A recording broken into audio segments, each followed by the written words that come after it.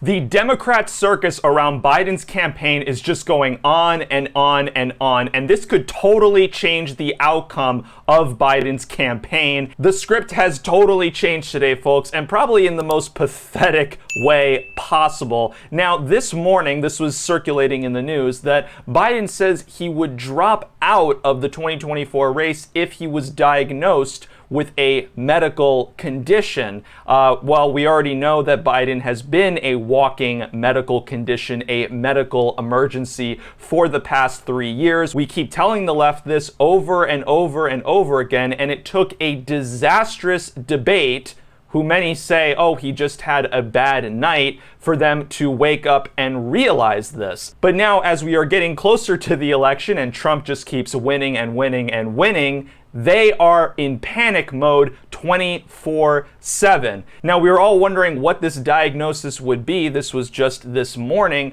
but we have just learned, as the RNC is going on, that Biden was scheduled to have a speech in Nevada when this happened. Regrettably, I was just on the phone with President Biden, and he shared his deep disappointment at not being able to join us this afternoon.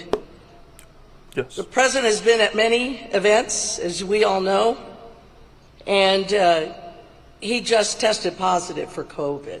Oh So no. of course, we understand that he needs to take the precautions that have been recommended. And well, I better go buy some toilet paper immediately because it's coming back, folks. It's coming back. I don't know about you, but every time I hear about my friends and family testing positive, they also got the shot. Well, bless their hearts. Even Biden, who at this point has gotten probably a gazillion boosters, and nevertheless says that he can continue to carry out his full duties. Yes, very serious.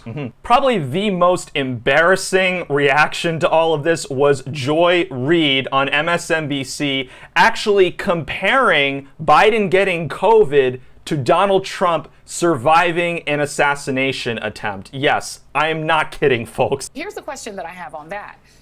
These two men are both elderly. Donald Trump is an elderly man who, for whatever reason, was given 9 seconds to take a iconic photo op during an active shooter situation. Weird situation. We'll figure that out one day. But his survival of that and bouncing right back and going right to his convention is being conveyed in the media world as a sign of strength. This current president of the United States is 81 years old and has COVID. Should he be fine in a couple of days?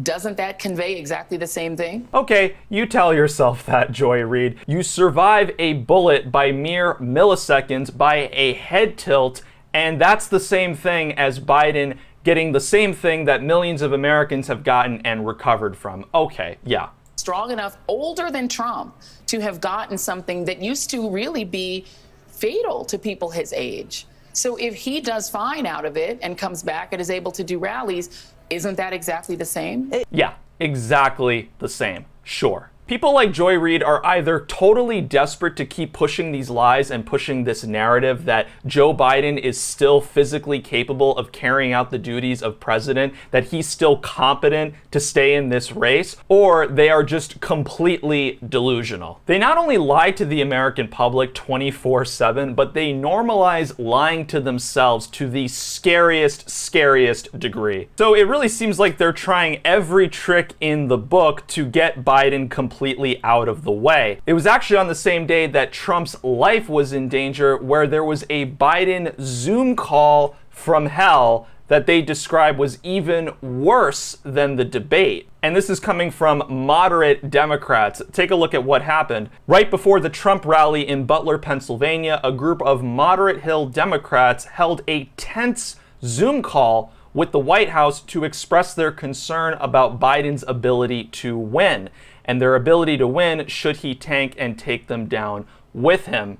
The call was even worse than the debate. He was rambling, he'd start an answer, then lose his train of thought, and then would just say, whatever. He really couldn't complete an answer. I lost a ton of respect for him. It is not going well, folks, for Joe Biden. It is not going well. Even Hakeem Jeffries and Chuck Schumer privately warned Biden that he could imperil Democrats if he does not step down. So it isn't just CNN or MSNBC or the New York Times anymore. These are top Democrats urging Biden to get the hell out of the way. They know that they are going up against a landslide victory for Donald Trump in November. Some of these individuals are just so hard-headed and don't want to admit that they were wrong that when they're confronted about it, they will just stay completely silent. This was Chris Wallace, Jake Tapper, and Dana Bash, who were all confronted last night at the RNC convention about how they spent years refusing to report on Joe Biden's cognitive decline. And they didn't answer because they have no legitimate reason. Take a look. And I was just wondering if you guys were told not to report on that, or if you guys really were that ignorant. The entire American public, for some reason, was able to see that Joe Biden was grossly incompetent and that he's been in cognitive decline for a long time. However, you guys just started reporting this. Dana, can I ask you about this? Dana, you're a respected reporter. Why is it that you guys just started to report on the decline of Joe Biden? Don't you feel like you have a responsibility to the public not to lie to them about the cognitive decline of Joe Biden? Sir, I'm here at CNN. I can't get very close to them because their security guard is blocking me. But we've got Jake Tapper here, we've got Chris Wallace, we also have Dana Bash. Now, I've been asking them why they have been lying to the American public about the mental decline of Joe Biden. None of you guys would like to respond to that at all? No? Dana, you're a very respected journalist. Jake, not so much respected, but people listen to you still. Would any of you guys like to respond to Joe Biden's cognitive decline and why you guys lied to the American people about it for so long? Can you please take your hands off of it? So there you guys go. That's the media. They refuse to answer the questions of the American people. So there you have it. They simply will not deal with reality. They are just in total denial. But reality is going to collapse on them, as it is shown here and as it has happened time and time again. Good job, Turning Point, in holding them accountable. Their silence is deafening. These Democrats know that they are getting absolutely steamrolled in this election, and we are definitely going to see a landslide victory for Trump. There's just no other alternative. So do you think Joe Biden is going to drop out? Let me know what you think in the comments below. Please be sure to like, share, subscribe to Inverted World, and I will see you all in the next video.